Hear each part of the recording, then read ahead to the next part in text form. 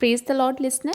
आज मैं आपसे बात करूंगी कि हम ओवरकम कैसे कर सकते हैं अपने चैलेंजेस को, अपने स्ट्रेस को, अपने लोनलीनेस को, एनीथिंग जो आप इन दिनों में चैलेंज, कुछ कंडीशन, कुछ सिचुएशन जो आप हैंडल नहीं कर पा रहे, वो कैसे आप चाहते हो कि मैं किससे पूछूं कि मैं कैसे इसे हैंडल करूं, मैं कैसे इसे कम कर पाऊं, कैसे मेरी लाइफ में ये काम हो पाए। बहुत सारे, हर एक पर्सन के डिफरेंट डिफरेंट चैलेंज होते हैं। मोस्टली यूथ अपने आप को अकेला समझता है, वो अकेलेपन का शिकार होता है। वो उन्हें लगता है कि मैं किससे बात करूं कि अपने लोनलीनेस को दूर कर लूं ना। तो जो मैरिड कपल्स हैं उनके मन में होते हैं कि हमारे बीच में बन नहीं रही, तो मैं किससे बात करूं कि मेरे और मेरे हस्बैंड के बीच में अच्छे तरीके के रिलेशन हो ना। तो किसी की बेबी नहीं होता, वो कहते हैं मैं कैसे बेबी कंसीव कर पाऊँ। किसी की बीमारी होती है, मैं कैसे इस बीमारियों से ऊपर की लाइफ जीने पाऊँ। जब किसी के पास इतना स्ट्रगल होता है, वो कहता है मैं स्ट्रगल से कैसे बाहर आ पाऊँ। ठीक है, आज अगर आप में से किसी के भी ये क्वेश्चंस हैं, आज परमेश्वर आपको जीसस क्राइस्ट आपको आंसर देने जा रहे हैं। ठीक है, आपने ध्यान से सुनना है और उसे फॉलो करना है, क्योंकि अगर आप सुन रहे हो, अगर आप उसे मानोगे नहीं, तो वो सुनना आपको रिजल्ट नहीं लेकर आएगा ना। आपने सुनने के बाद उसे एज इट इज़ एज करना है, तो क्या होगा, तो आपका जो चैलेंज है, जो आप प्रॉब्लम फेस कर रहे हो, वो प्रॉब्लम जो होगी कास्ट आउट हो जाएगी। आप ओवरकम कर पाओगे उस प्रॉब्लम को। ठीक है, तो आज मैं आपको उत्पत्ति के बीच में लेकर जा रही हूँ। तो मोस्ट ऑफ टाइम हमारे मन में ये भी आता है कि बीमारी कहाँ से आई, किसी ने मुझे छोड़ क्यों दिया, मेरे में क्या खराबी थी, ऐसा क्यों हुआ, ये चैलेंज कैसे क्यों आया, मेरी लाइफ में ये प्रॉब्लम क्यों आई, वो क्यों का रीज़न ये हुआ है। तो आज मैं उस पहले क्यों का रीज़न बताऊंगी, तो और उसके बाद बताऊंगी कि आपने उस प्रॉब्लम को, उस चैलेंज को दूर कैसे करना है। ठीक है, बाइबल बयान करती है, उत्पत्ति में 6 चैप्टर में लिखा है, यहोवा ने देखा कि मनुष्यों की बुराई पृथ्वी पर बढ़ गई है और उनके मन के विचार में से जो कुछ उत्पन्न होता है वह निरंतर बुरा ही होता है। यहोवा पृथ्वी पर मनुष्यों को बनाने से पछताया और वह मन में अति खेदित हुआ। तब यहोवा ने कहा, मैं मनुष्यों को जिसकी मैंने सृष्टि की है पृथ्वी के ऊपर से मिटा दूंगा। ठीक है, ये कब हुआ, जब लोगों के मन की बुराई पृथ्वी में बढ़ गई। और कब हुआ, जब उनके मन के विचार बुरे हो गए। सम टाइम क्या होता है, हम फिजिकली किसी के साथ रॉन्ग नहीं करते, पर हमारे मन में कुछ रॉन्ग थॉट्स चलते हैं। ये रॉन्ग थॉट्स जो है एक फाइट होती हैं।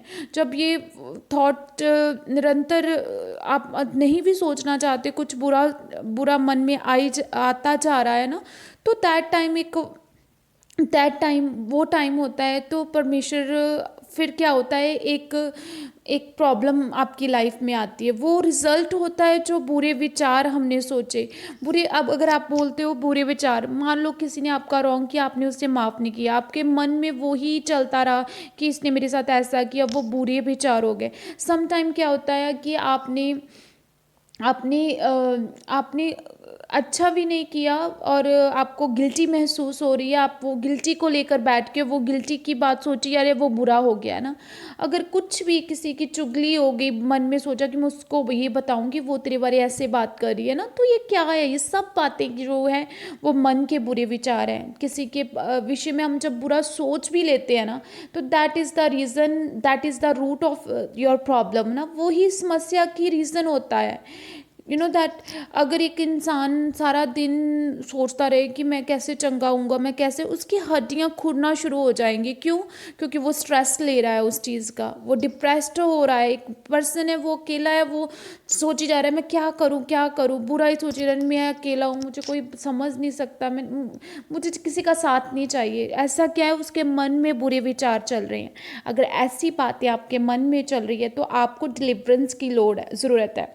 वो डिलीवरेंस कौन देगा? वो जीसस क्राइस्ट देगा आपको। ठीक है, बट गॉड क्या कहता है, नूह की वंशावली ये है कि नूह धर्मी पुरुष और अपने समय के लोगों में से खरा था, और नूह परमेश्वर ही के साथ साथ चलता रहा। और नूह दैट परमेश्वर परमेश्वर ने सभी मनुष्य जाति को कह दिया कि मैं इसका अंत कर दूंगा, लेकिन नूह जो था उसे परमेश्वर के अनुग्रह की दृष्टि उस पर थी।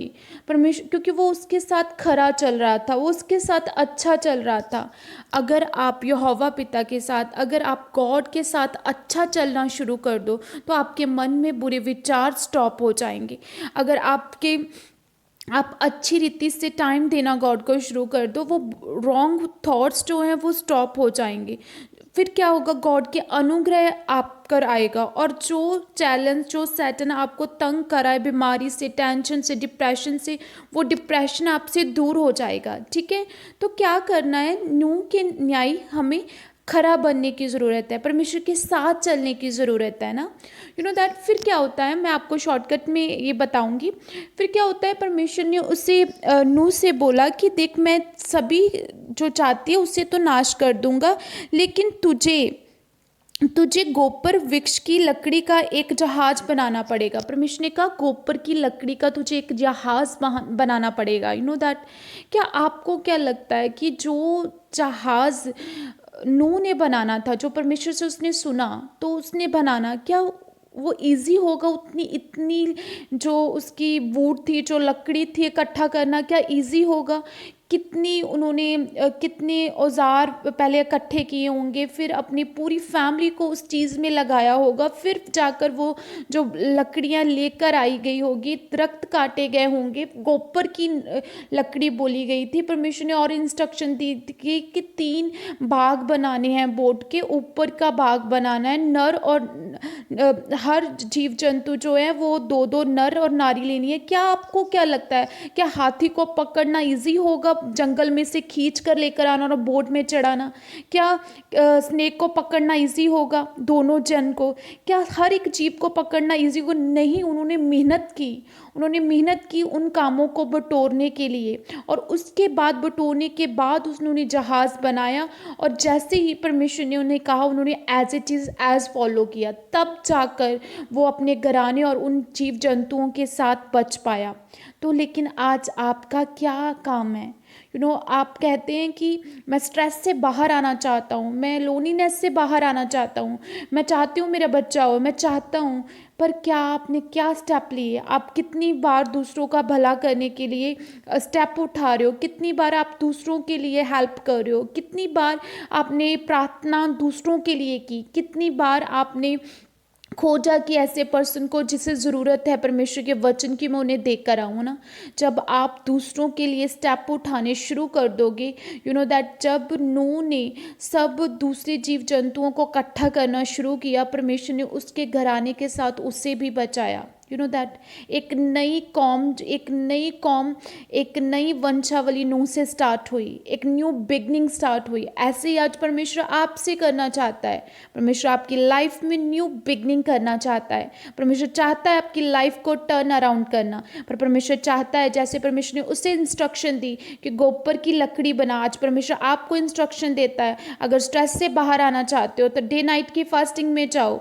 अगर स्ट्रेस से बाहर आना चाहते हो तो मैंने तुझे जो बुक दी है, बाइबल दी है, उसे पढ़ना शुरू करो। अगर तुम अपनी बीमारियों से बाहर आना चाहते हो तो प्रार्थना करो। जब आप उस इंस्ट्रक्शंस को मांगोगे तो रियली जीत आपकी होगी। आपका चैलेंज अंत हो चुका होगा, आपकी प्रॉब्लम कास्ट आउट हो चुकी होगी। मैं प्रार्थना करती हूँ यीशु मसीह के सामर्थ्य और बड़े और जलाली नाम में। अब्बा पिता परमेश्वर, ये नूह के न्याय खरा बन पाए यीशु के नाम में। तेरी अनुग्रह की दृष्टि एक एक जन पर हो जो सुने इस वचन को, यीशु के सामर्थ्य नाम में। खुदा मैं प्रार्थना करती हूँ इनकी जिंदगियों में लोनलीनेस, बीमारियाँ, टेंशन, प्रॉब्लम हमेशा के लिए जाती रहे यीशु के नाम में। अब्बा सचमुच मेरे पिता, मेरे परमेश्वर, ये तेरे साथ साथ आनंदित होकर चलने वाले बन जाए यीशु के नाम में।